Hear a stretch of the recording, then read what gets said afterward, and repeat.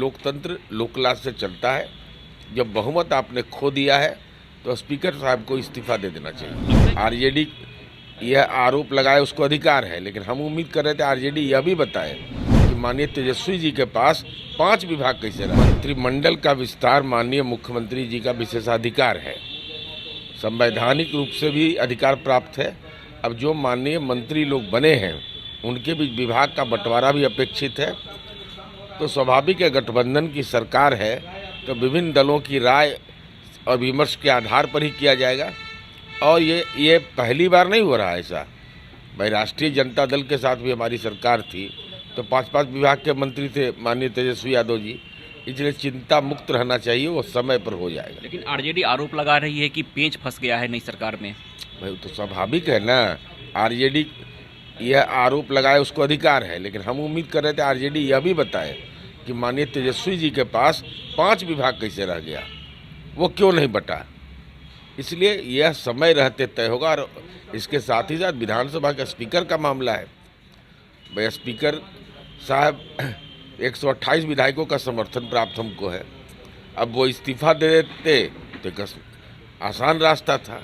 अब अविश्वास प्रस्ताव का नोटिस गया उनके खिलाफ, लेकिन हमारी उम्मीद है कि लोकतंत्र लोकलाज से चलता है। जब बहुमत आपने खो दिया है तो स्पीकर साहब को इस्तीफा दे देना चाहिए। लगता है कि बहुमत खोने के बाद स्पीकर इस्तीफा देंगे?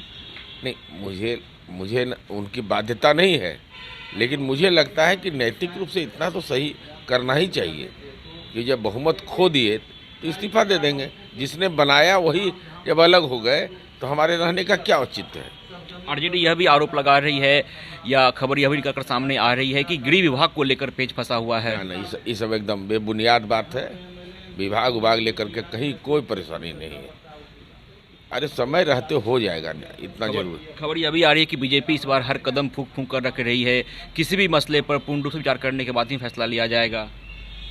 भाई, माननीय नीतीश कुमार जी और केंद्रीय नेतृत्व भाजपा के समझ के आधार पर एनडीए की सरकार बनी है। 7 निश्चय पार्ट 2 में तो कोई मतभेद है नहीं। 2020 का तो ही हमारा रोड मैप था। इसलिए हमको नहीं लगता कि कहीं कोई मामला परेशानी का है।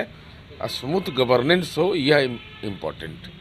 मंत्रिमंडल में विस्तार किया जाएगा, विभाग में बंटवारा होगा, तो क्या लगता है जो चेहरे हैं उसमें बदलाव भी किया जाएगा जदयू में? अब इसकी जानकारी मुझे नहीं है, ये तो पार्टी का राष्ट्रीय नेतृत्व और प्रदेश नेतृत्व तय करता है, इसकी कोई जानकारी नहीं। आगामी जो बजट सत्र आने वाला है तो क्या उस सत्र में ये गुंजाइश है कि सब कुछ क्लियर हो जाएगा? नहीं, हमारी उम्मीद है कि बजट सत्र में सरकार प्रभावशाली तरीके से अपनी बात कहेगी। गर्मा गर्म तो होगा सदन, राजनीतिक सरगर्मी तो रहेगी, लेकिन सब कुछ स्पष्ट हो ही जाएगा। नहीं होने का क्या सवाल है। पैनोरमा ग्रुप, जो सोचता है वो करता है। ये लो, मुंह मीठा करो। आज मैंने अपना जॉब छोड़ दिया, अब हम पूर्णिया वापस जाएंगे। जॉब छोड़ दिया है? मतलब ये घर कैसे चलेगा? हम करेंगे क्या? और माँ बाबूजी क्या बोलेंगे? इसलिए मैं एक और मिठाई का डब्बा लाया। अपने बिजनेस के लिए लोन अप्रूव हो गया। अरे, लोन अप्रूव हो गया वो तो ठीक है, लेकिन पूर्णिया में हम रहेंगे कहाँ? अपना घर भी तो नहीं है वहाँ। इसलिए तो एक और मिठाई का डब्बा अलग से लाया हूँ। हमने पूर्णिया में घर ले लिया है, पूर्णिया के ई होम्स पैनोरमा में। पूर्णिया में पैनोरमा ग्रुप लेकर आए हैं ई होम्स पैनोरमा। बड़ा घर, आलीशान जिंदगी और अत्याधुनिक सुविधाओं के संग। अरे, अब क्यों मुंह मीठा करवा रही हो? क्योंकि हम घर वापसी जो कर रहे हैं। घर वापसी की खुशी पूर्णिया में ई होम्स पैनोरमा के संग। ई homes panorama, luxurious lifestyle redefined.